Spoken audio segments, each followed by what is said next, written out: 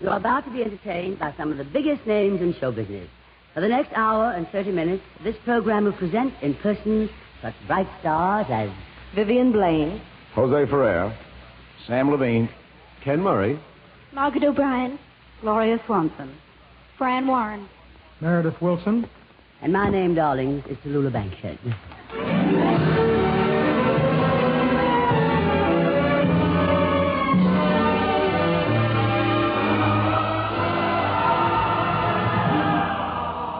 The National Broadcasting Company presents The Big Show.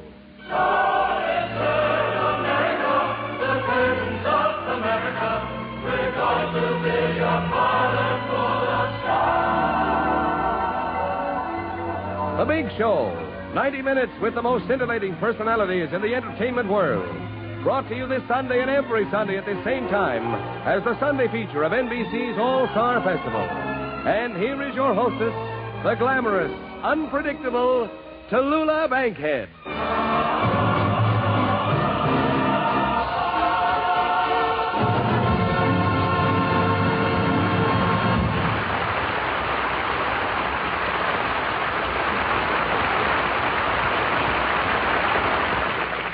Well, darlings, how did Santa Claus treat you? I must tell you about one beautiful present I received. A new mink coat. My best friend sent it to me. I bought it myself. I saw it in the window. I liked it. I decided I simply must have it. I wrote out a check for $10,000 and took the coat with me. When I got home, I decided I'd been a little too extravagant. So I sent it back.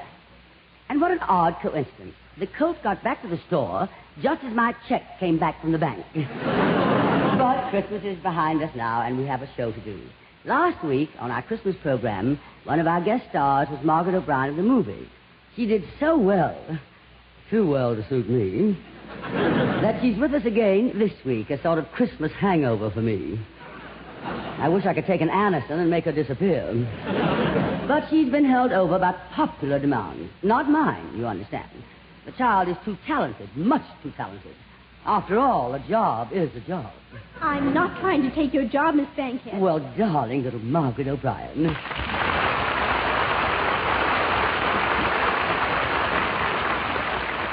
I want to thank you, Miss Bankhead, for your lovely Christmas present. Oh, did you like it, darling? Oh, yes. It was sweet of you to send me a one-way railroad ticket to California. I thought I wrapped it nicely. Oh, it was super. It was what, dear? It was super. A chief, of course. But I'm not going back to California, Miss Bankhead. You're not? I'm going to stick right close to you. You are not. Because I've decided I want to be a great actress just like you are. Oh, darling, isn't she sweet? There's so much I can learn from you, Miss Bankhead. Oh, Margaret, you may call me Tallulah. Oh, may I? Thank you. So you want to be an actress, little Margaret? Yes, I do, Big Tallulah. You see, I think a person should have an ambition, a goal in life. For 13 years now, I've been drifting aimlessly. Of course, for the last 7 years, I made a niche for myself in the movies. Yes, a 7-year niche. And what did you do the first 6 years of your life? You're just a bum, I suppose. Yes, those were bad years. I was disorganized, confused, tortured. I couldn't decide whether I should be in the theater or the movies. I became so nervous I was eating 2 packs of chocolate cigarettes a day. Yes, I see you still have the chocolate stains on your index finger. And I'll bet you used to hit that pablum bottle pretty hard, too. But now I know that the theater is my real life. And you're the one I want to pattern myself after. Oh, isn't he sweet? To be an actress like you, acclaimed by the critics, applauded by the public, a magnetic, dynamic, electric personality. So lit up. Watch your language, child. I mean, the way you walk out on the stage without any assistance. That's acting, Miss Tallulah. That black coffee, child. That's my ambition, to be a big star like you are. And then, after I've had my success, and if I had to retire and wind up on radio like you did, well, those are the chances a person has to take. Darling, how would you like a shot in the head? Besides Margaret, actresses never retire. They are always between plays. Between plays? Yes, remember that. And besides, Margaret, I must warn you the theater is an exacting taskmaster. To become a fine actress, it will take you years. Oh, I don't care. I want to become a fine actress like you. Even if it takes me years and years and years and years. Now, and just years. a minute. I wonder where this child is getting her material. Margaret, here's lesson number 2. An actress is very sensitive about her age. But then I wouldn't expect you to understand that at the tender age of 13. 12 and a half. I want to be just as sensitive as you are. Oh, Margaret, you're just a child. Now, why are we standing here talking about the theater? Such grown-up talk for a little girl. Let's talk about the holiday season. Now, let me tell you all about New Year's Eve. No, don't tell me all about New Year's Eve. Why don't you just tell me all about Eve?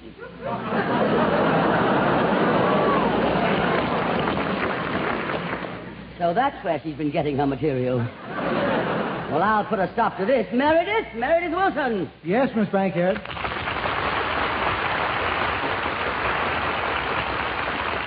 I want to thank you, Margaret, for that Christmas present. You're welcome. Of course, I have no plans to go to California right away. What? Margaret sent me a one-way ticket to California, and it was very nicely wrapped, too. By the way, Miss Bankhead, thank you for your present. It was just what I needed. A box of Fragile. Meredith, that was a 5-piece set of cut cloths. There was more pieces than that when I got it. And, well, I want to thank you, Meredith, for that darling scarf you sent me and that delightfully warm Christmas card you enclosed. 60% rayon, 40% wool. How warm can you get? Well, now, darling, how about some music, Meredith? Well, sir, Miss Bankhead.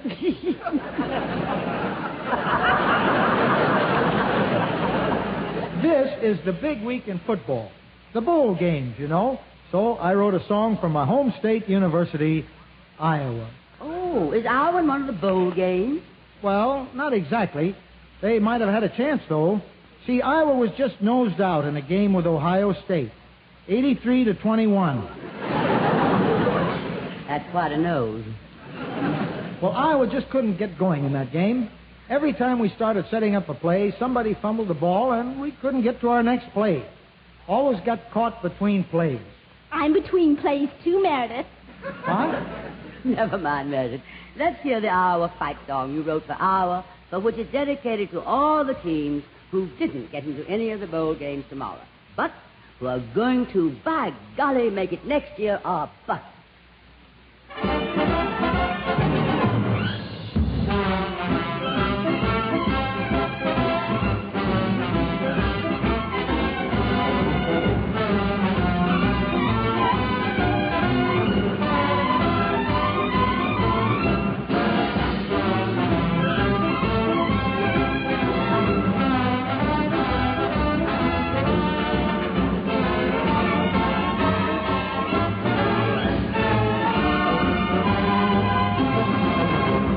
What's the word? Fight, fight, fight.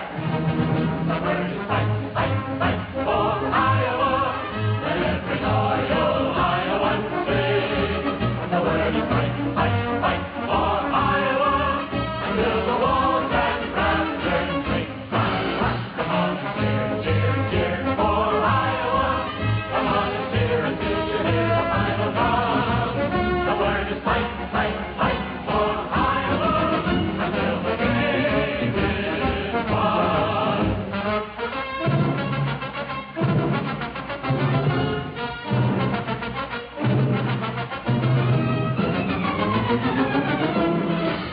The word is fight, fight, fight for Iowa. Let every loyal Iowan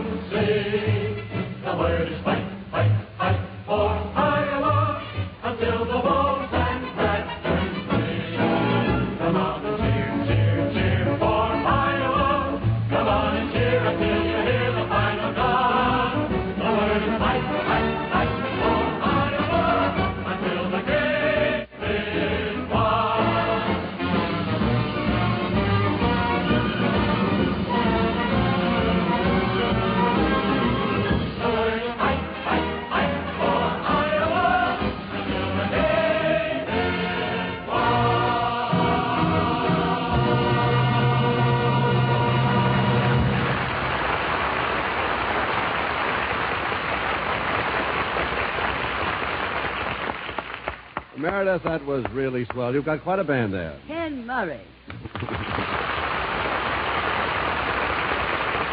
Hello, Tallulah. Tallulah, I was just listening to that Iowa fight song that Wilson wrote. Kind of brings back old memories to me. Oh, really, darling? You went to college in Iowa, too? Oh, no. As a matter of fact, I didn't go to college at all. I don't believe a man has to go to college to get an education and acquire a polish. I'm proud to say that I learned all I know in the school of H.N. School of H.N.? Hard knocks.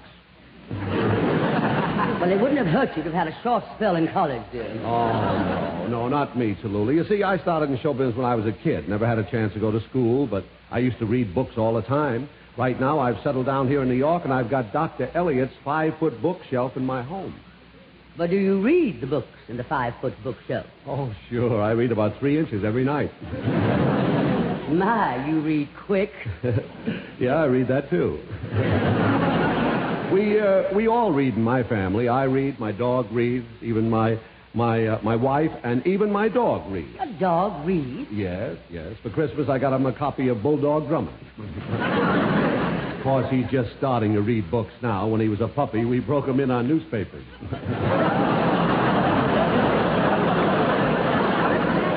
But, Tallulah, I came over here to your program for a very special reason. I'm not here to be entertaining. What makes you think you have been, darling?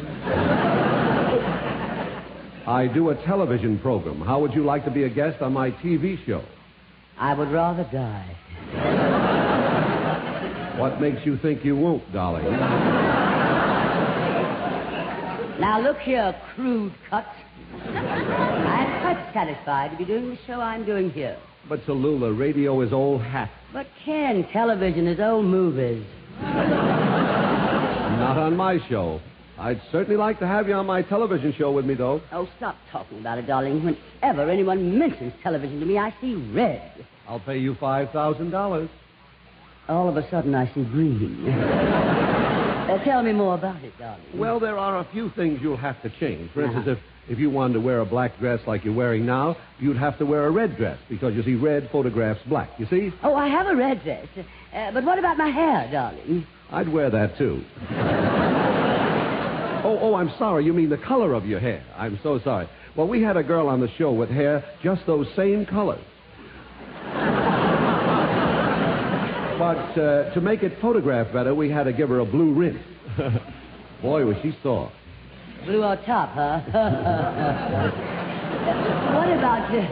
What about makeup? I suppose makeup is a big factor. Oh, yes. Mac's a big difference. Because otherwise, you see, you don't photograph with the right coloring. You see, and then, of course, I'll have to give you some jokes to tell. I suppose the jokes will photograph blue. Oh, Ken, I'm sorry I forgot. I want to introduce you to my protege, my new protege. She decided she wants to become a great actress in the theater, and she's trying to pattern herself after me. Come here, Margaret, sweetie. Margaret O'Brien, this is Mr. Murray. Hello, Arthur. Shall we dance? She sure is patterning herself after you, Tallulah. So you want to act in the theater, Margaret. How old are you? 12. That's my girl who said that. Ken, why don't you put Margaret on your show? Well, I'd like to, but don't you think that she's a little Y-U-N-G? I'd rather have Y-O-U on my T-E-L-O. I mean, my T-O-L-I. How do you spell television? Darling, when I go on television, it'll be spelled T-A-L-L-U-V-I-S-I-O-N. Oh, Tallulah-vision, huh? I've made up my mind to be in the theater like Tallulah. Oh, what are you doing now, Margaret? I'm between plays. Oh, you've already been in some plays? No, she's between her first play. Well, have you seen any of the plays since you've been in town, Margaret? Oh, yes, I went to see King Lear by Shakespeare. That's a lot of laughs. And I saw the Cocktail Party by T.S. Eliot. Good man, T.S. I've got his 5-foot bookshelf, you know. And I saw Enemy of the People. Starring Milton Berle, I suppose.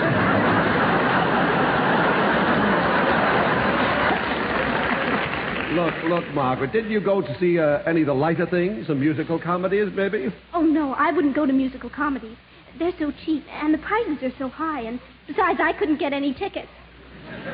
You're right, Margaret. I wanted to see one of the musicals this week. I know the star of the show very well. She happens to be a personal enemy of mine. So I went to the producer and I asked him for a pair of tickets. And do you know that I couldn't get them for love or money? Tallulah, I've got a ticket broker who gets all the tickets to the theaters for me. He got me a couple for Guys and Dolls. Guys and Dolls, I think that is. Of course, I had to send him a nice Christmas present. No, well, speaking of Guys and Dolls, we happen to have two of the stars of that show with us today, Viviane Blain and Sam Levine. And after Vivian sings her song, Margaret, you ask her for a couple of tickets. I'm sure she has them. Meredith, darling. Darling Meredith, are you ready for Viviane Blain's song? Oh, sure. All set. Hiya, Meredith. Hello, Ken Murray. Well, as I always say, long time no see. Yes, you do always say that, and that's why no long time no see. Meredith, I want to thank you for your Christmas present. Oh, you're welcome, Ken. I wrapped it up pretty nicely, don't you think? Yes, I'm very sorry I can't use it. I don't sleep well on trains. You don't mind, I'm sure, I gave it to somebody for a Christmas present? That one-way ticket is making a round trip. Meredith, what is Viviane Blain going to sing, huh? Well, Vivian has a wonderful arrangement of What Is This Thing Called Love. Oh, that's wonderful. I love it. Ladies and gentlemen, Viviane Blain with Meredith Wilson's orchestra and chorus in What Is This Thing Called Love.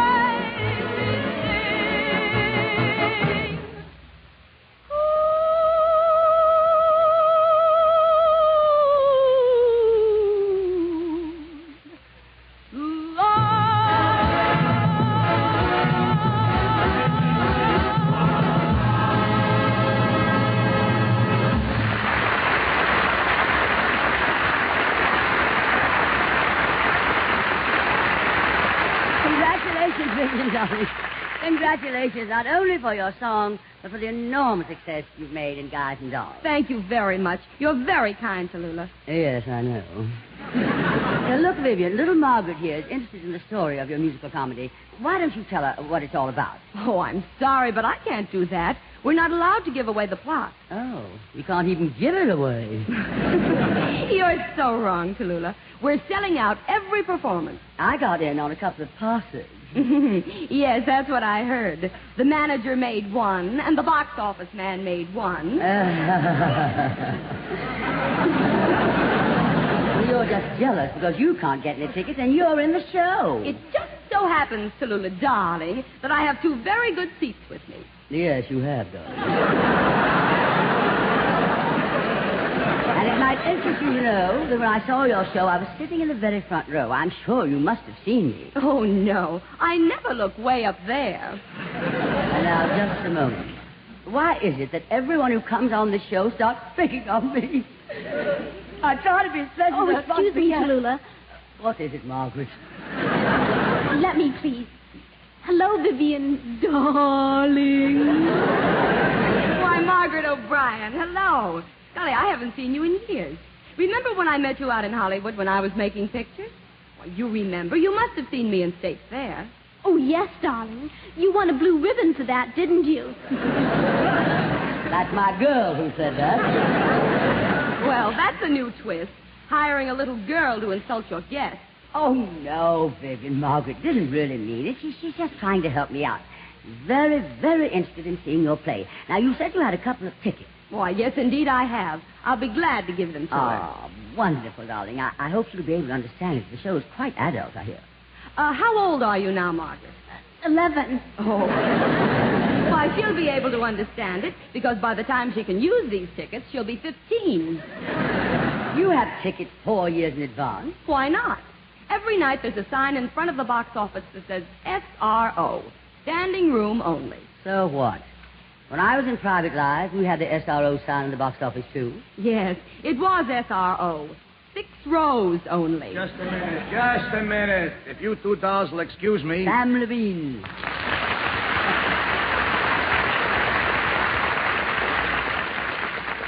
I've been standing here listening to you two dolls beating each other's brains out. This one says she's got 2 seats. That one says, why don't you try standing room? The other one says it won a blue ribbon. So enough already. Now, what does this kid want, this little Miss Margaret O'Brien? All she wants, darling, is to buy 2 tickets to your show. That's all. For this, we went through this hoo-ha and mishmash with Vivian. Stop tumbling.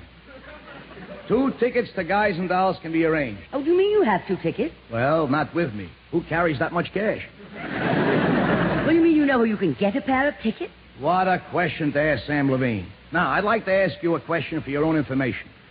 Who has been on Broadway longer than I have? Oh, I'm sorry. That's an unfair question to ask you. Mr. Levine, what is the point besides the one your hat is on?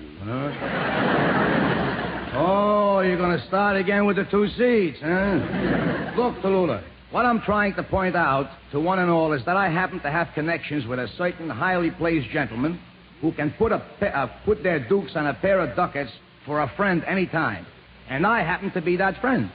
All that it takes is a telephone call. I know the right people. I happen to be the star of the biggest hit on Broadway, and I have plenty of influence. So show me the telephone and give me a slug. Don't tempt me. Huh? Sammy, you won't need a slug. Just pick up any phone here and make your call. This is NBC. They have thousands of telephones. Thousands of phones? What a location for a bookie. Oh, when you stop to think how unfair life can be. I got a friend, Benny the Book, has 1 lousy telephone. They came and they tore it out by the roots. And besides, they arrested him. Oh. Did they send him up the river? No, it was his first offense. He's just up the creek. Sam, you were going to make a phone call. Here, use this one. Okay. Yeah, I'm sure he'll be in. This is Sunday. They don't run anywhere on Sunday. Sam, you're not calling a horse player to get tickets to your show. Why not? He's a mutual friend of mine. A $2 mutual friend of yours. Well, I haven't seen him in months. The last time I saw him was, let's see, May, June, July, Saratoga, September. Oh, hello, Marvin. Oh, Irving. Oh, Marvin ain't there. Irving, this is Sam. Could you ask Joey to run across the street to Manny, Max, and Eddie's and ask Sal to send Marvin to the phone? Yeah, tell him it's Sam Levine. Sam Levine, the actor. All right, Sam Levine, the bum. What? Just for going across the street? Okay, I'll stand good for it. Go call him. Look, Sam, if you're going to call every Tom, Dick, and Harry in town... Who called Tom, Dick, and Harry? I called for Marvin, and Irving said he would send Joey to Manny, Max, and Eddie's. All right, already. Let's get the tickets. Okay, so Joey went to call Marvin. It's a person-to-person call. I would make the tickets cost $5 extra. What's the $5 for? Well, you can't expect Joey to walk across the street for nothing. He only makes $2.50 on it. The other $2.50 is for the premium for the accident insurance in case while he's crossing the street he should get knocked down by an automobile. What am I doing in radio? I could get myself a pair of track shoes and I'm in business.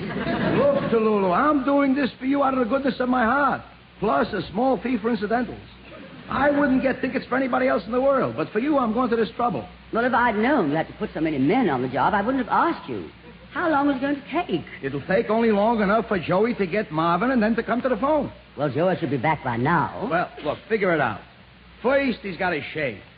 Then he's got to put on a shirt and a tie. Shave to go to Manny, Max, and Eddie's? What is it? One of those fancy restaurants where you can't eat unless you wear a tie? At Manny, Max, and Eddie's, you cannot eat at any time. It's an auto supply store. A formal auto supply store. You have to dress.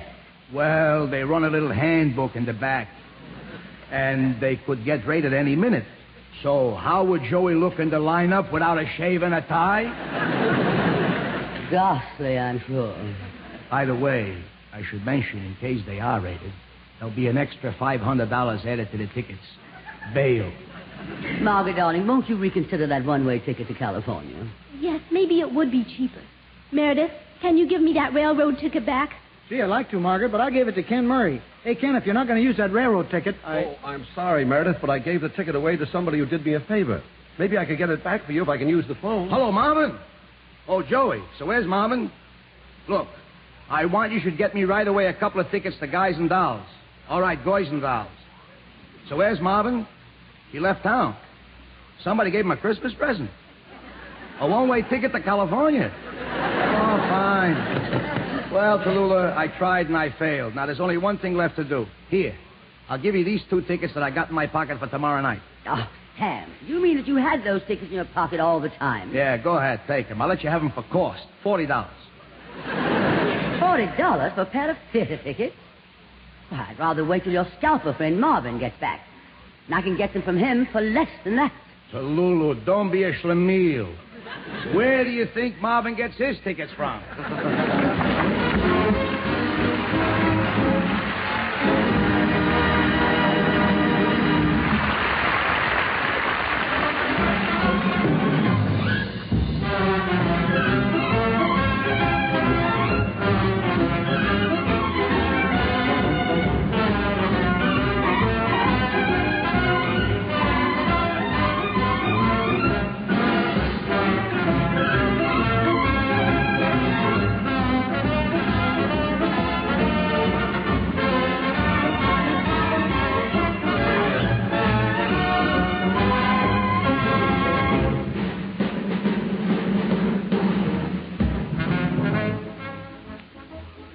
Ladies and gentlemen, that was Meredith Wilson and his Big Show Orchestra and Chorus. We'll be back in a moment, darling, just as soon as I ring my chime. This is NBC, the National Broadcasting Company.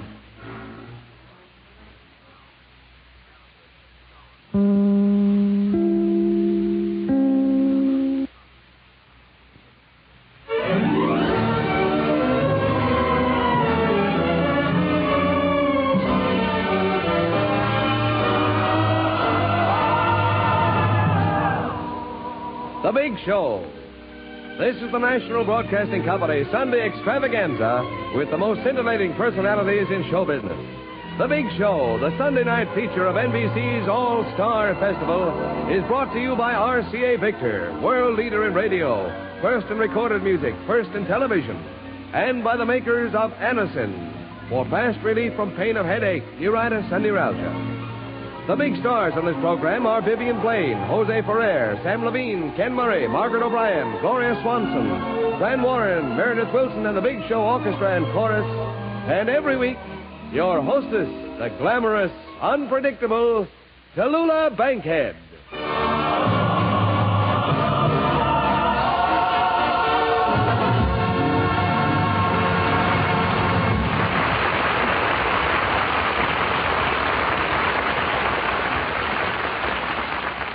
Well, darlings, in a few hours, 1951 will be here. I've devoted this entire day to thinking of the things I've done this past year that I shouldn't have.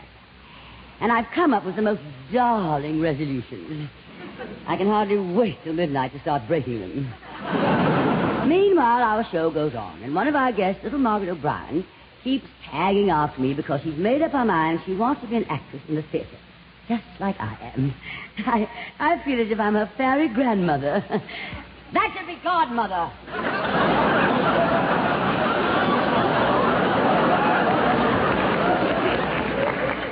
That misprint was deliberate.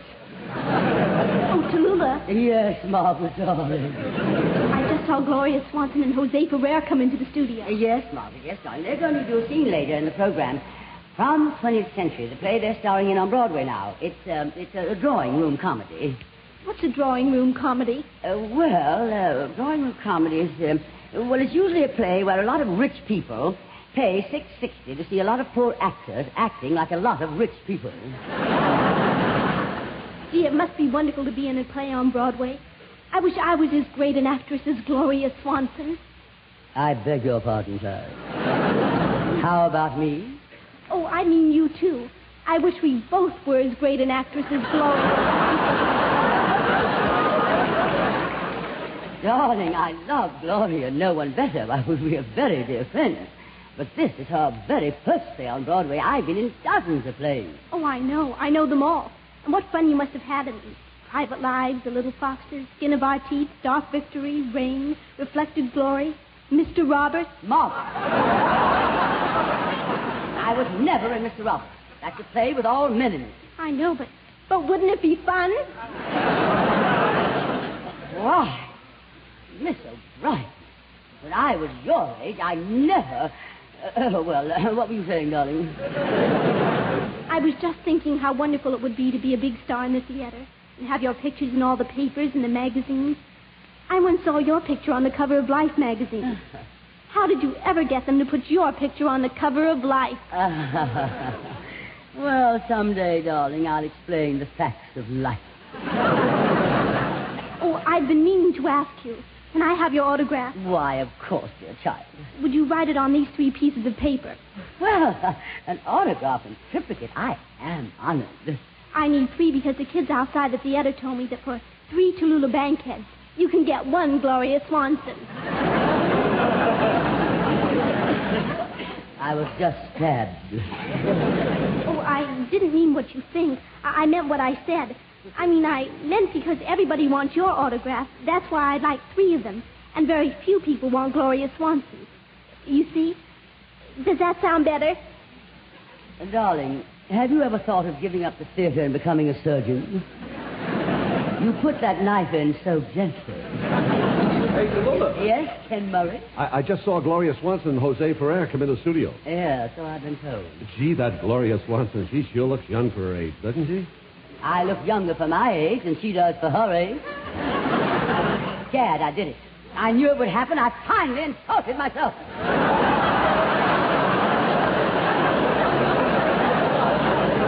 Now, wait a minute, Tallulah. Now, wait a minute. Let me figure that thing out. Now, if you say that you're younger for your age than she is for her age, then that makes you older age to age. Is that it? What I meant is that I'm younger for the age I say I am than she is for the age she really is. And that's older than the age she says she is, or the age I really am. Yeah. Would you mind repeating that question? Well, what I'm trying to explain, Ken, is you say she looks young for her age, and I said that I'm younger for the age I say I am than she is for the age she really is, which is older than the age she says she is, which is older than the age I really am. How many witches were in that sentence? Only 2. Ken, may I ask you a question? Why, yes, Margaret. Why do you always hold that cigar when you're on stage? Oh, I don't know. It's an old habit. Sort of puts me at ease. Here, have one. Try it. Thank you. Hello, Tallulah. Well, Fran Warren, darling.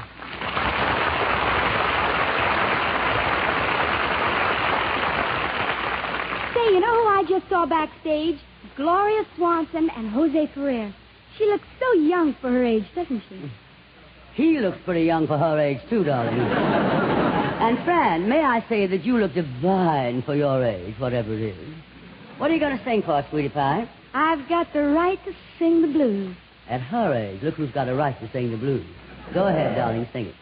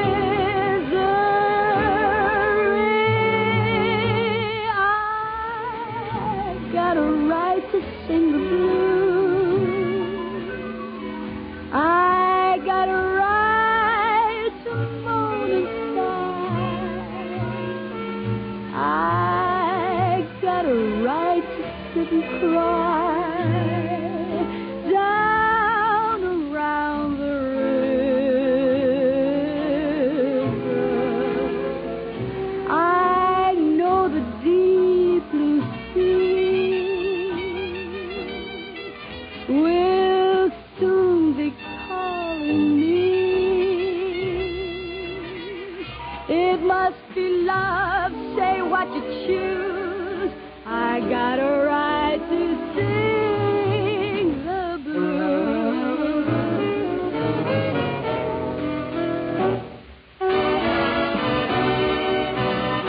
I know the people sing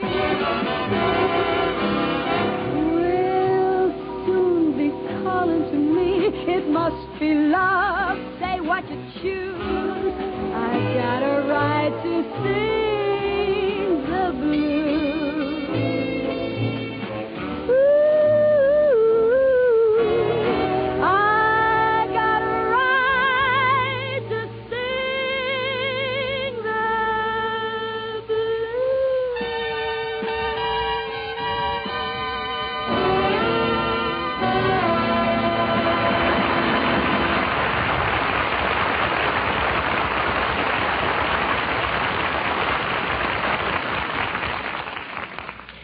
Here's a word from RCA Victor.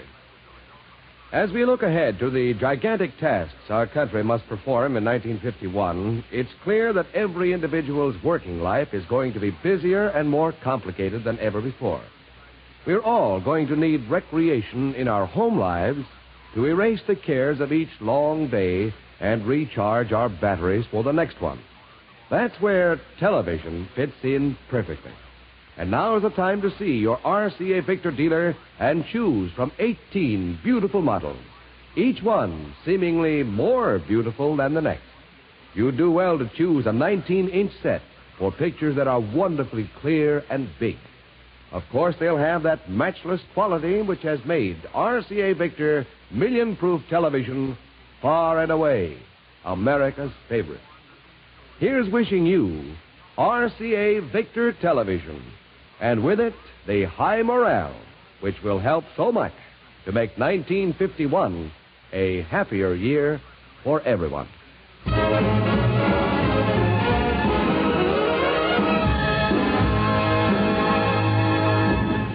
You know, darlings, the holiday season is traditionally a time of extraordinary excitement in the theater. But these holidays brought us a little more than the ordinary extraordinary.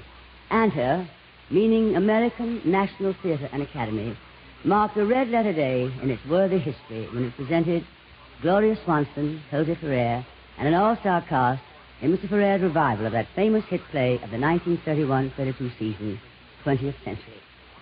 So tremendous has been the public response that the play is moving over to the Fulton Theatre for an extended run. We'll give you a taste of the kind of evening you can look forward to at the Fulton by presenting now a scene from the play, starring Miss Swanson and Mr. Ferrier. Ladies and gentlemen, the curtain is up on 20th Century.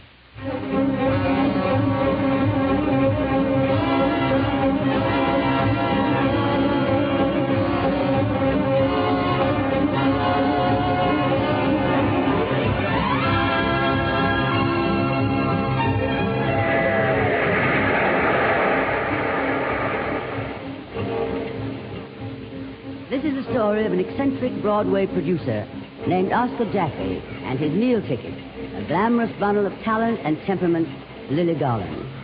This is the story of an overnight train trip on the 20th Century Limited from Chicago to New York.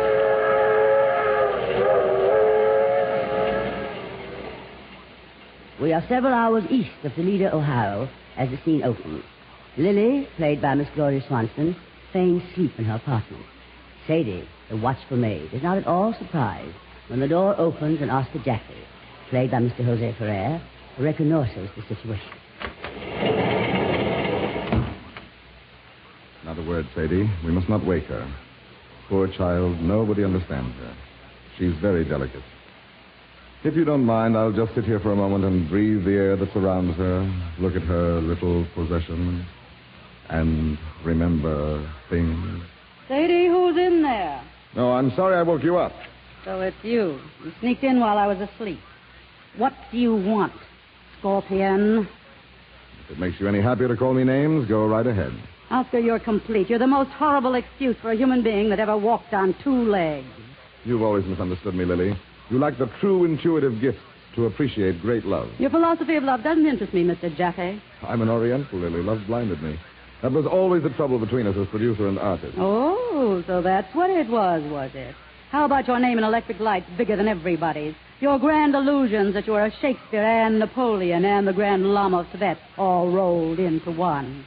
You're absolutely right. What? I'm big enough to admit it. I never appreciated your real greatness until I lost you.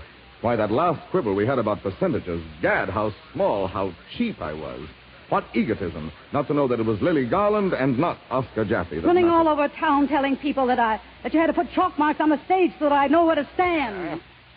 That you had to teach me to talk like a parrot. God, it was despicable. I could cut my throat. But I paid for it 1,000 times since. When I saw that last movie of yours, I only blame myself. Oh, you've seen it, eh? Well, you'll be glad to know that it's a tremendous success. Oh, please. I'm marvelous in it. Superb. Don't say that, Lily, please. Don't. Here, if you don't believe me, look at this. Now, where did you get this dreadful thing? For bowling? Well, read what it says. The Academy of Motion Picture Arts and Sciences. It's pathetic, isn't it? Don't fall for this sort of thing, Lily. There were moments in the film when you were marvelous. Yes, they couldn't stop the real Lily from coming through several times. But that cheap story, that clumsy, unimaginative director, well, he must have been related to the bank. Well, you're right there. And you want to know why? The director was an idiot. I couldn't get anything into his head. I had to fight him all the time. It was sacrilege to throw you away on a man like that. I wouldn't have him for my office boy. And the lighting in that picture. Don't you remember how I always brought the lights up every time you stepped on the stage? You became a radiant creature to the audience. People left the theater feeling that they had gone through some great spiritual experience. I left that movie house feeling that some magnificent ruby had been set in a platter of lard. You put yourself back 10 years, Lily, but we can mend that. You'll be greater than ever. Listen, Oscar, if all this adage is by any chance preliminary to a contract, you can save your breath because I'm Who not said anything interested. about contract? Shame on you, Lily. What are you talking about? You'll do anything to get my name on a contract. This billiard trophy, this obscene lead statue must be doing things to you. I didn't come in here with contracts. I came with a dream we both had long ago. The thing we planned as a climax to your career. The last golden stare. Look out. The courtesan. The great courtesan role. Oh, look out. Oh, no. So this is a big surprise you have for me. Another part where I'm unworthy of the lieutenant's love and make the great sacrifice. I wouldn't sneer if I were you. All right, what is it this time? Montezuma again or that big drama about Hector and Annie, the pride of the gas house? No, Lily, it's none of these things. This happens to be the greatest woman of all times. Just her memory has kept the world weeping for centuries. The Magdalene. Magdalene who? Now, you listen to me, Lily Garland. I'm going to put on the Passion play in New York with Lily Garland as Mary Magdalene. I've had it up my sleeve all this time, waiting for the right moment. The wickedest woman of her age. Sensual, heartless, and beautiful. Corrupting everything she touches. Running the gamut from the gutter to glory. Can't you see her, Lily? This little wanton reduced to helplessness. Standing in the street. Sobbing and wet through with her own tears. I'm going to have Pontius Pilate ride by in a chariot, and I'm going to splash mud all over her. No, wait. A pilot sees me. He does a pace. Yes. His horse, boat. And Pontius is thrown out on his feet with a broken neck. Oh, and I smile through my tears. Lily, that's an inspiration. Go on while you're in the creative mood. Well, I'll tell you how I see the whole thing. I can see the Magdalene as a woman who was an aristocrat at the beginning. And after being broken-hearted by some man she loved madly and trusted, she went down, down, down. Into the dead. Hating and despising all men, laughing at them, so cruel, so terribly cruel. Yes, Lily, I'm going to make it my greatest production. Gamble every penny on it. I've brought over an entire troop from Europe. Smuggled them across the Alps right through 4 Iron Curtains. It cost me my shirt, but I wanted them. 2 of them are geniuses. No, wait a minute, Oscar. Lily, if the play runs for 5 years, I won't make $1. You can have all the money. I only want to stagger New York. A desert scene with 100 camels and real sand brought over from the Holy Land. I'm going to have a Babylonian banquet that you give for your lover in the second act, the governor of Judea, Pontius Pilate, with your slaves all around you. You're covered with emeralds in that scene from head to foot. But that's nothing to the finish, where you stand in rags. Rags? In rags, and the Emperor Nero himself offers you half his empire. You answer him with a speech that is probably the greatest piece of literature ever written, and figured with love and sacrifice, and all the lights just pouring down on you. Nero cringes. And the last we see of you is this little pathetic figure selling olives in the marketplace. It's really sublime. Tell me, have I reached the artist in you? What is it? You're crazy. What do you mean? He doesn't listen to you, Oscar. You're a pure case of leaping paranoia. Lily. No, I'm not angry. You're too funny to make anybody angry. Don't be cheap, Lily. Coming in here with a lot of camels and real sand from the Holy Land, you're to scream. You're going to put on the passion play. Oh, you haven't $100 to your name. I can raise millions.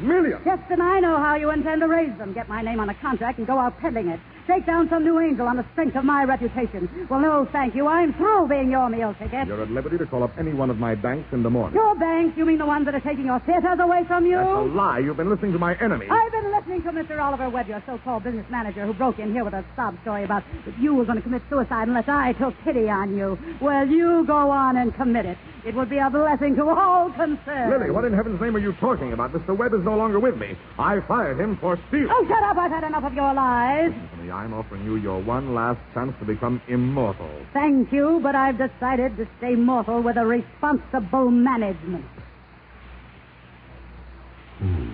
Max Jacob. I can't believe it. No, read the papers in the morning, then. Jacob. He's got paresis. I had to fire him to protect the health of my office force. He's a thief besides. Illiterate. He can hardly write his name. He writes it on text, all right, in great big text, too. Oh, it's money you want. That's what you want. Just another Broadway hand. That's what you've become. I suppose if I jingled a miserable $10,000 or $15,000 in front of your nose, your mouth would begin to water. You'd start drooling and squealing. Gimme. That's right, Oscar. Now get out of here before I have the porter thrown off the train. Look out who gets thrown off the train. Get out of here, you fake, you swindler, you! Hit me, you cheap little shop Get girl. out before I call the conductor. Go on, ring that bell. I'll tell the world who's a fake. You are. I made you. I taught you everything you know. Your voice, your walk, your cheap little talents. They are mine. I gave them to you. I gave up everything to breathe them into you. Even your name, Lily Garland. I gave you that. Porter, Sadie, conductor! Well, as soon as there's a God in heaven, Mildred Platzer, you'll wind up where you belong. In burlesque. You row! Bring them on. I'll tell the whole train. I'll tell the whole world. Mildred Platzer. Conductor, throw this man out. Throw him off the train.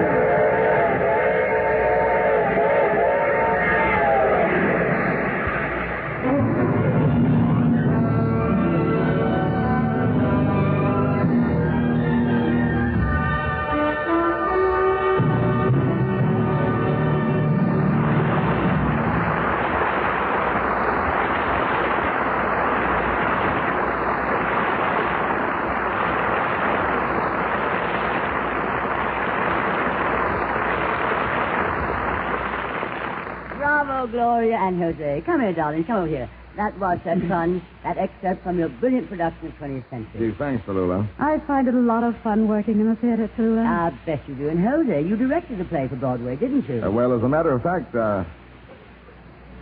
Oh, I read the wonderful notices the critics gave you. yes, they certainly were. Not only for your direction, but for your acting. Well, they were awful. And I understand the theater's selling out, which would make you very happy. Well, of course. Oh, darling, I know you'd like to go on this hour telling us how wonderful your play is, but I simply must interrupt you. Well, if you'd only give me a chance to say something, then you could interrupt me. Oh, well, of course, darling. Go right ahead. Well, all I wanted to say was that I'd like to go up to my dressing room and change my shirt. I'll be back in a moment. Oh, why, of course, darling. Go right ahead. You're ringing west. That's it, right through there, darling. You gave a wonderful performance. You were superb and so beautifully directed. See you later, darling. Bore. Well, Gloria, it's so nice to have a motion picture star on the program who isn't here just to plug some picture she just made. Your picture was such an enormous success, darling, that doesn't need any plugs. Well, what's the news from out in Hollywood? You mean, what's new along Sunset Boulevard? You slipped one in, didn't you, darling? Well, let's forget business and just talk some old-fashioned girl talk. Just between the two of us. Yes, girl talk just between the three of us. Oh, Margaret. I forgot all about you. Oh, Gloria, you know Margaret O'Brien, of course. Yes, hello, Margaret. Hello, Gloria, darling. Margaret is going to become an actress in the theater. Isn't that sweet? Well, Gloria, I bet you must be exhausted from working in the theater. Oh, here, sweet, have a cigarette. No, thank you, Tallulah. I don't care for one now. Have a cigar, darling. No, thank you, Margaret, darling. Cigar? Oh, I just carry it to put me at my ease. Well, Gloria, I was in Hollywood, just a couple of weeks ago. I saw everybody, and everybody was It's talking Navy. I'll say. Well, everybody was talking about you know who. Oh, yes. He's been behaving terribly, I hear. Oh, terribly. He had the effrontery to come to the studio with the what's her name. With what's her name? Where was her husband? Oh, darling, he was driving that blonde Who's-It down to Palm, or whatchamacallit. Tallulah, no. You don't say, darling. Margaret, please, you don't know what you're talking about. Oh, yes, I do. I've heard this story before. What? This is the first time I heard the details. Where, may I ask, did you hear this story? Oh, from some of the kids on the lot. Dean Stockwell, Lionel Barrymore. That kid Lionel is incorrigible. I'm going to tell his kid Sister Ethel about it. Oh, Tallulah, I almost forgot, and I don't know whether I should mention this or not, but I just read in the paper where that certain friend of yours got that wonderful award for the best motion picture performance of the year for the Critics' Circle. Which proves what I've always suspected. The Critics' Circle is a bunch of squares. Well, don't you agree, darling? Well, I'd like to, but I might want to make another picture in another 20 years. Well, now, what was the matter with the picture you made, that Sunset Street? I thought it was brilliant. It's Sunset Boulevard, Tallulah. Oh, well, I saw it in the neighborhood theater. Well, whatever it was called, it certainly deserved the award, because the same thing, happened to me a few years ago when I made a magnificent picture. Oh, yes, I saw it. Lifesaver, wasn't it? You were superb. Lifeboat, darling. Well, whatever flavor it was, I thought you gave the outstanding performance of the year. Ladies, if I may say a word. Oh, you bet, Jose. Speaking of great pictures, you're forgetting a picture that I made this year. Cyrano de Bergerac. Darling, don't stick your nose into this argument. Well, I made a picture once called Journey for Margaret, and I thought it would win the Critics' Award. And when it didn't, did I write them a nasty letter? This child will someday grow up to be the President of the United States.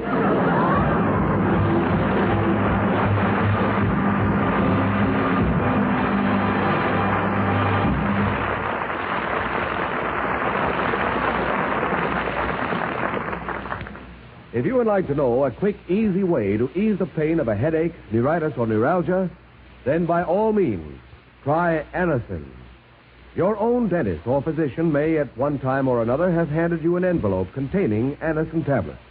Then you already know how incredibly fast and effectively Anacin brings relief. Anacin is like a doctor's prescription.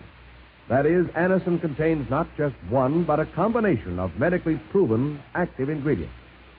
For your own sake, try Anacin.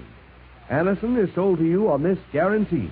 If the first few tablets do not give you all the relief you want as fast as you want it, you may return the unused portion and your money will be refunded. You can get Anacin tablets at any drug counter. Anacin comes in handy boxes of 12 and 30 tablets and economical family-sized bottles of 50 and 100.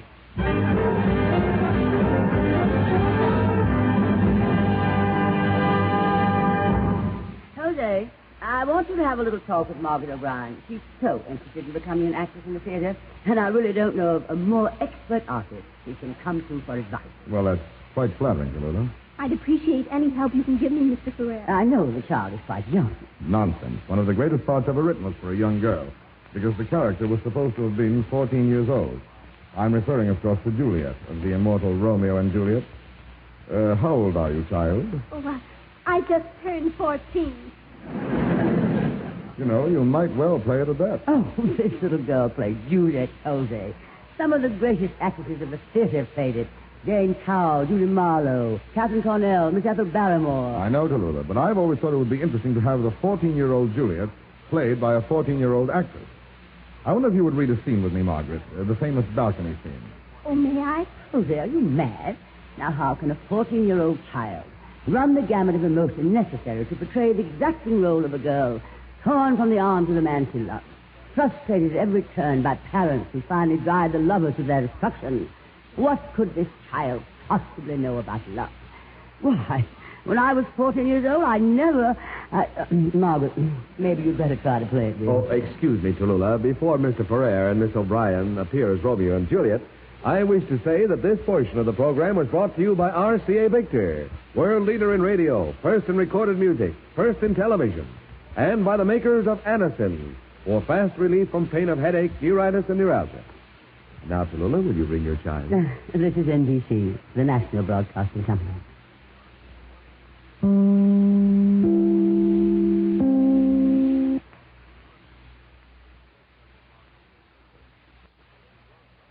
This is The Big Show. And Margaret O'Brien, one of the guest stars, is about to realize her lifelong ambition to become an actress in the legitimate theater. All right, everybody, on stage, a star is about to be born. I want you all to watch this. Viviane, Blain. What's going on? Jose Ferrier is going to act out a beautiful scene with Margaret O'Brien. That guy is going to act with that little doll? Viviane, what is this guys and dolls talk? You mean that you don't know what a guy is and what a doll is? From the play of the same name where I talk like this? No, I don't know what a guy is and a doll is from the play of the same name where you talk like that, darling. Well, listen to me. I'll be glad to explain you. Darling, they've been trying to explain me for years. Well, Tallulah, darling, I'll explain you very simple. Do you ever go to Lindy's for a bite? If I'm going to be bitten, I'd rather be bitten at the Stork Club. What I mean is, do you ever go to eat at Lindy's? No, I rarely dress for dinner. Yes? From this, a person can catch a cold. Oh, what about Lindy? Well, we'll say, for instance, Lindy is packed to the gills. It is impossible physically, if you'll pardon the expression, to squeeze, if you'll pardon the expression, another person. But at one table for four are sitting two fellas, and the other two seats are bare. If you'll pardon the expression. Excuse me.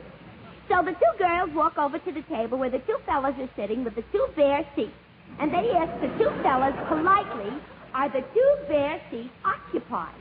But the fellas go on eating and don't even answer. Well, those two girls are dolls. And the two men are guys.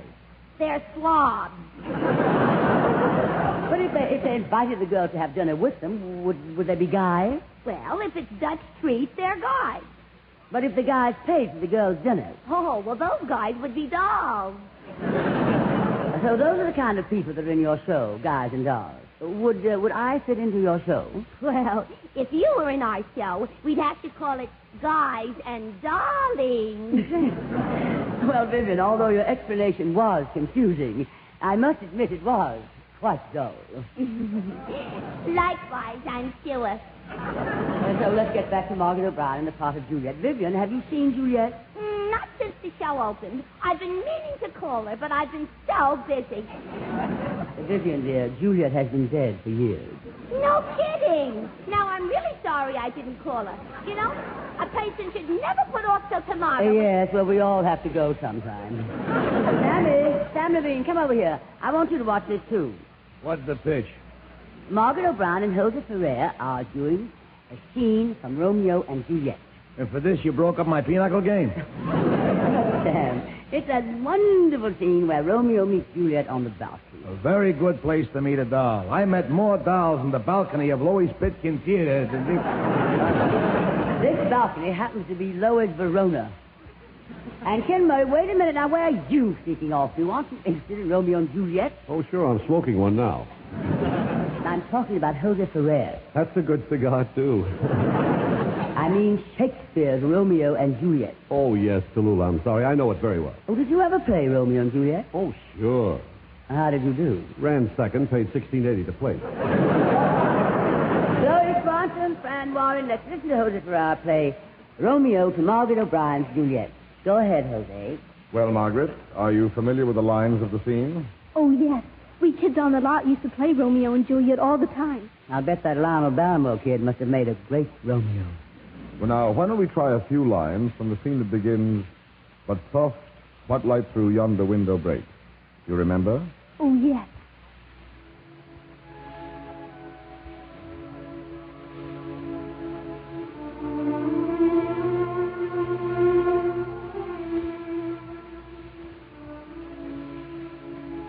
But soft, what light through yonder window breaks? It is the east, and Juliet is the sun. Arise, fair sun, and kill the envious moon, who is already sick and pale with grief that thou, her maid, art far more fair than she. Be not her maid, since she is envious. Her vestal livery is but sick and green, and none but fools do wear it. Cast it off. It is my lady. Oh, it is my love. Henri. She speaks. Oh, speak again, bright angel, for thou art as glorious to this night, being o'er my head, as is a winged messenger of heaven unto the white, upturned, wondering eyes of mortals that fall back to gaze on him when he bestrides the lace-sweet pacing clouds and sails upon the bosom of the air. Romeo, Romeo, wherefore art thou, Romeo? Deny thy father and refuse thy name. Oh, if thou wilt not, be but sworn my love, and I'll no longer be a Capulet. Shall I hear more, or shall I speak of this? 'Tis but thy name that is my enemy. Thou art thyself, though not a Montague. Oh, what's Montague? It is nor hand, nor foot, nor arm, nor face, nor any other part belonging to a man. Oh, be some other name. What's in a name? That which we call a rose by any other name would smell as sweet. So Romeo would, were he not Romeo called, retain that dear perfection which he owes without that title. O Romeo, doff thy name, and for thy name, which is no part of thee, take all myself. I take thee at thy word. Call me but love, and I'll be new baptized. Henceforth I never will be Romeo. What man art thou that thus bescreened in night, so stumblest on my counsel? By a name I know not how to tell thee who I am. My name, dear saint, is hateful to myself because it is an enemy to thee. Had I it written, I would tear the word. My ears have not yet drunk 100 words of thy tongue's uttering. Yet I know the sound. Art thou not Romeo and a Montague? Neither, fair maid, if either thee dislike. How camest thou hither? Tell me, and wherefore? The orchard walls are high and hard to climb, and the place death. Considering who thou art, if any of my kinsmen find thee here. With love's light wings did I o'erperch these walls, for stony limits cannot hold love out. And what love can do, that dares love attempt. Therefore thy kinsmen are no less to me. 'Tis almost morning. I would have thee gone. And yet, no farther than a wanton bird who lets it hop a little from her hand, and with a silk thread tucks it back again, so loving and jealous of his liberty. I would I were thy bird. Sweet, so would I.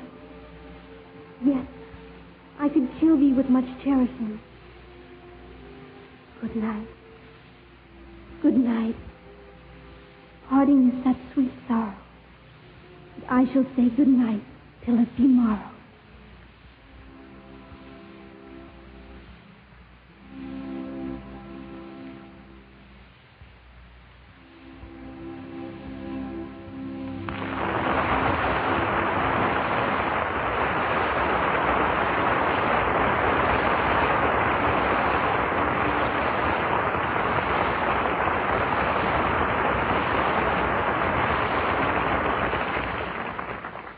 Thank you, darling.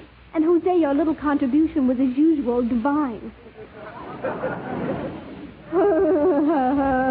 Isn't he sweet? Just a minute, kid. I wouldn't bow that low if I were you. Your rubber panties are showing. But, Tallulah, I was only acknowledging the plaudits of the multitude. I wish I had time to get to the famous death scene. That might be arranged. If you'll give me a moment to go out and get a little something, I'd like to see you do the poison drinking scene. Oh, would you enjoy that, Tallulah? To the dregs.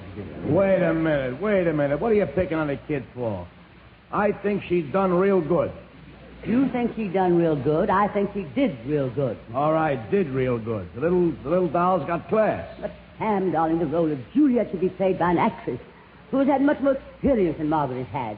She's so young. All right, I'll give you that. She ain't no Irene did.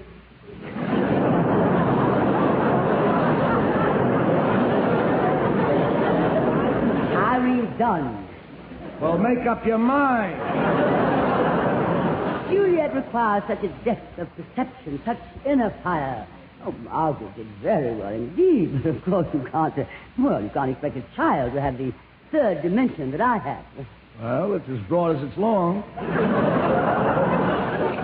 Personally, I think she made a fine Juliet. I'd like to hear you do it better. I was wondering when you'd stop ad-libbing and get to that line. I'll show you a side of Juliet you never saw before. From a balcony? All right, go ahead. Oh, Romeo, Romeo, wherefore art thou, darling? Here I am, Julie, right under the fire escape. Deny thy father and refuse thy name. Refuse my name? All right, so I'm Jessica Dragonet. Oh, Sam, will you stop that? Don't you know the romantic story of Romeo and Juliet? Well, let me put it this way. No. You never heard of Romeo and Juliet? So kill me, I never heard of it. Sam, you're in the theater. Where have you been all these years? 3 man on a horse, room service, light up the sky, and now I'm in Guys and Dolls. But this Shakespeare, I don't dig already. So don't dig it. Let him lay there already. And I'll tell you the story of Romeo and Juliet. Or as you would call it, a guy and a doll. And this guy, Romeo, comes from a wealthy family. The Montagues. They're in the woolen business. Nice business, legit. Yeah. And the doll's family is well-heeled, too. The Capulets. They operate a chain of flower stores. And that's how she knows that a rose by another name still, if you'll pardon the expression, smells. Well, that figures. And from the flower shops, they make money? So, all right. They do a little bookmaking in back of the store. Well, lads. So the guy and the doll, they got a yen for each other. But the families object. Before they married, they already got mother-in-law trouble. No, it ain't the mother-in-laws, it's the fathers. You see, the old man is a Montague, he's in the woolen business. And old man Capulet is in the flower business. So where's the competition? The Montagues make suits without buttonholes in the lapels. And it's ruining the Capulet flower business. What a lousy trick. The guy and the doll want to get married, so they elope. And later the doll's father doesn't know she's married. So he wants her to marry another guy. So the doll lays down on the bed and makes it look like she's dead. And Romeo finds her and thinks she is dead, so he kills himself. And when the doll wakes up and she finds the guy has knocked himself off, so the doll knocks herself off. Well, that's the finish of the play. That's the finish. That is the finish. Well, I don't know. You don't know what? If they got some big hit songs, it's got a chance. What's the name of that play again? Death of a Woolen Salesman. What difference does it make? You wouldn't understand if I spent the rest of this year explaining it to you. And there isn't much left of this year. 1950 is almost over. And in a few hours, it'll be 1951. A new year. I don't know where the time goes. It seems there should be another month in the year to do all the things we forgot to do. A month to remember what we forgot. October, November, December, remember. It even rhymes, doesn't it, darling? A whole month of days to remember a kindly deed we should have done. A soft word we could have spoken. A friendly smile we should have restored. Jose, what do you think? Well, I think that your month of remember should have at least 31 days. We could all use 31 days of grace devoted to undoing some of the unthinking things we did during the year. Well said, Jose, and I think we can carry the idea further and make it a month for the whole world to stop and remember what a wonderful place this could be to live in if man would really be brother to man. You're so right, Gloria. If the grown-ups would only take this month to remember, not to forget that the world they're making today is the world the kids of my age are going to have to live in tomorrow. Margaret, That's a beautiful pitch. Every grift around Broadway. Every crumb on every street corner. Every tin horn on 42nd Street. If we could only give them an extra month to remember, they might have less to try to forget when they go to sleep at night. Yes, Sam. And with this extra month of remember, what a chance it would be for the guys and dolls on Broadway and in Hollywood to remember that there's a real world outside the little dream world they live in. You're so right, Vivian. I sure could use that extra month just to sit around and remember all the kind and unselfish people who helped me up a few rungs of that long, rough ladder. Fran, that's a beautiful sentiment. You know, I didn't think too kindly about this extra month at first.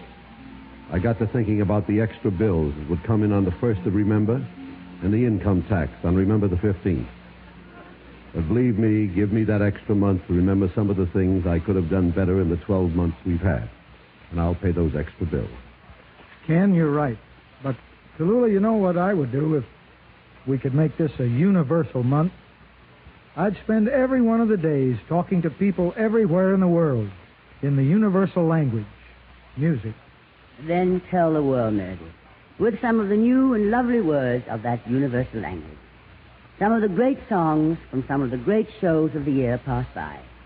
It's the Big Show medley of the big shows of 1950, opening with one of the newest and gayest from the most recent of musical hits, Meredith Willson's The Big Show Orchestra and Chorus in Guys and Dolls.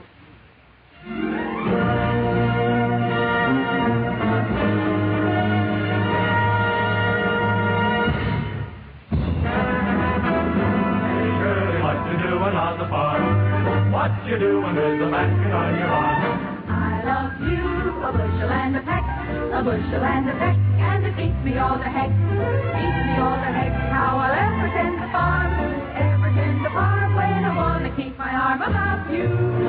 About you, about you, talking all about you, can't I live without you? 'Cause I love you, a bushel and a peck, You bet your pretty neck I do. 'Cause I love you, a bushel and a peck, and you bet your pretty neck I do. I do.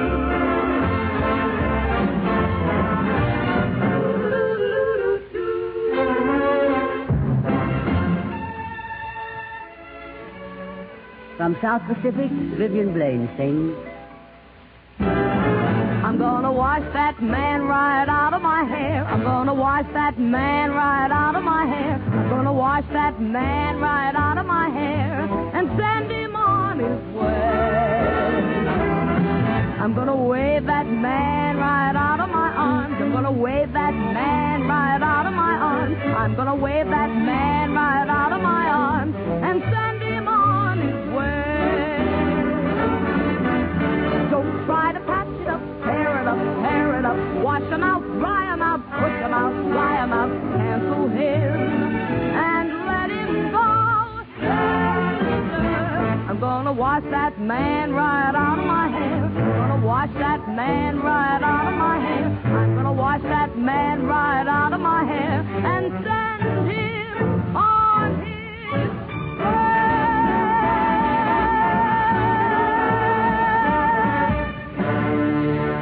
The Big Show Chorus and Orchestra in Meredith's arrangement of Irving Berlin's smash hit from Call Me Madam. Put your head on my shoulder. You need someone who's older. Rub down with a velvet glove. Stars that used to twinkle in the skies are twinkling in my eyes. I wonder why. I hear singing with no there. I smell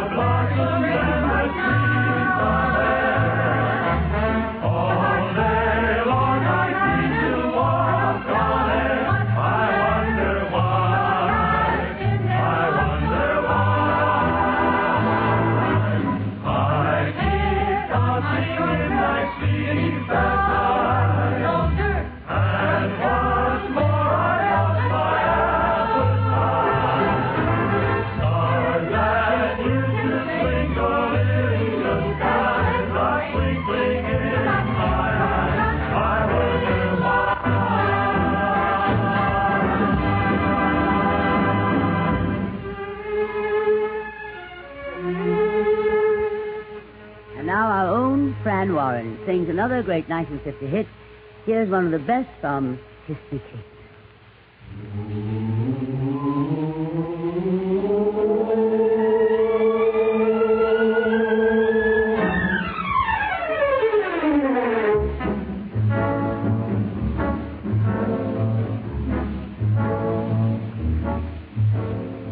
Strange, dear, but true, dear, when I'm close to you, dear, the stars fill the sky, so in love with you am I. Even without you, my arms fold about you. You know, darling, why so in love with you am I. In love with a night mysterious, the night when you first were there. In love with my joy delirious, when I knew that you could care. So taunt me and hurt me, deceive me, desert me. I'm yours till I die.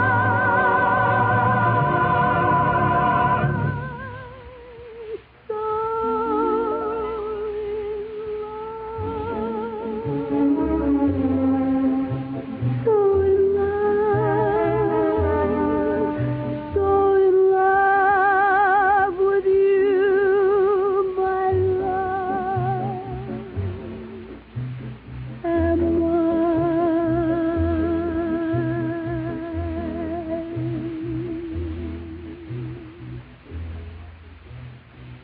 Don't stop the music, Meredith. You haven't heard yet from Tallulah. Here it is, darlings, my big song of 1950. Give my regards to Broadway. Remember me to Herald Square.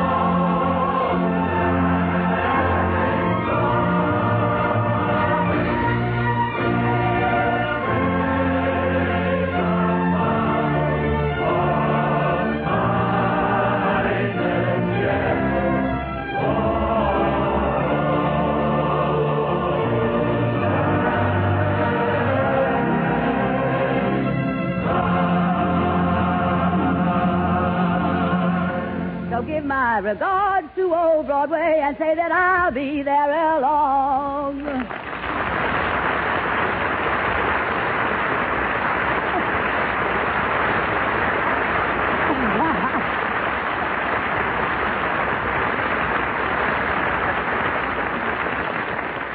Oh, thank you, darling. Thank you, darling. And now I think it would be very nice if the orchestra and all the cast and everybody would sing Old Lang Syne. But, Miss Bankhead, we already did that. You see, nobody ever tells me anything on this program. Oh, well, darlings, this winds up our New Year's show. And we asked you to be with us at this time next week when our stars will be Fred Allen, Marlene Dietrich, Portland Hoffer, Edward G. Robinson, Danny Thomas, Fran Warren, and others, and, of course, Meredith Wilson and his Big Show Orchestra and Chorus. Until then, may the good Lord bless and keep you, whether near or far away. Fran? May you find that long-awaited golden day today. Jose? May your troubles all be small ones, and your fortune 10 times 10. Viviane? May the good Lord bless and keep you till we meet again. Sam? May you walk with sunlight shining and a bluebird in every tree. Meredith? May there be a silver lining back of every cloud you see. Margaret? Fill your dreams with sweet tomorrows. Never mind what might have been. Gloria? May the good Lord bless and keep you till we meet again. Ken? May you walk with the sunlight shining and a bluebird in every tree. May there be a silver lining back of every cloud you see. Fill your dreams with sweet tomorrow. Never mind what might have been. May the good Lord bless and keep you until we meet again. May the good Lord bless and keep you till we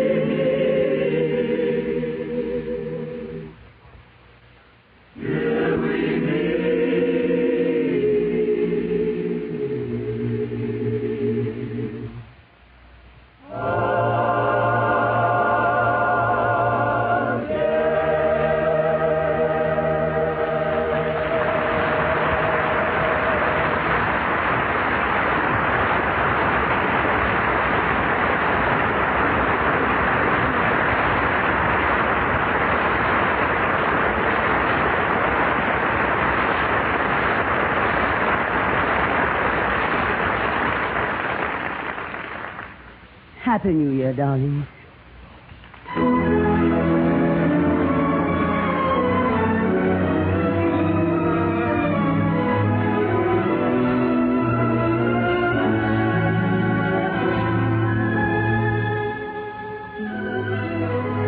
Listen to The Big Show next Sunday when we'll have with us Fred Allen, Marlene Dietrich, Portland Hoffa, Edward G. Robinson, Danny Thomas, Fran Warren, Meredith Wilson and the Big Show Orchestra and Chorus, and others. And, of course, as always, the glamorous, unpredictable Tallulah Bankhead. 20th Century was written by Ben Hecht and Charles MacArthur, based on a play by Bruce Charles Mulholland, and adapted for radio by Frank Root. The Big Show is directed and produced by D. Engelbach, and written by Goodman Ace with George Foster and Mort Green.